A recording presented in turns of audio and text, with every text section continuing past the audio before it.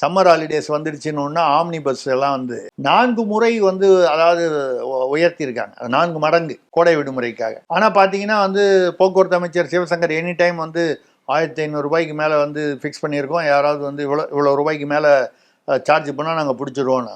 அவனை 3000 ரூபா இல்லை 4000, இங்கேருந்து திருநெல்வேலிக்கு 500 ரூபாய்க்கு போகிற இடத்துக்கு வந்து 3000 ரூபா 4000 ரூபா வரும். நான் திருநெல்வேலி தூத்துக்குடின்னு சொல்கிறது என்னென்னா அதிகமான தூரம் இருக்கக்கூடிய 700-800 கிலோமீட்டர் வரக்கூடியது. அதுக்கெல்லாம் மதுரையெல்லாம் பார்த்தீங்கன்னா அந்த மாதிரி பார்த்தீங்கன்னா 3000-4000 அந்த சம்மர் பீரியடில் ரஷ்ஷில். அந்த பணம்லாம் எங்கே போகுது? அந்த ஆம்னி பஸ்காரெல்லாம் யாருக்கு கொடுக்குறான்?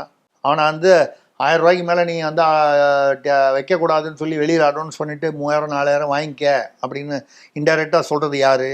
அமைச்சரும் அதிகாரிகளும் தான், அரசியல்வாதிகளும் அதிகாரிகளும் தான்.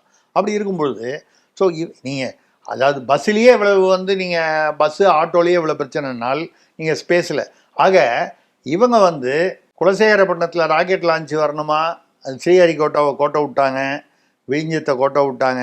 ஆனால் விழிஞ்சத்தில் கான்ட்ராக்டில் உள்ளே போய் அதானியாக இருந்தாலும் அதானிக்கு சப் கான்ட்ராக்ட் நாங்கள் தான்.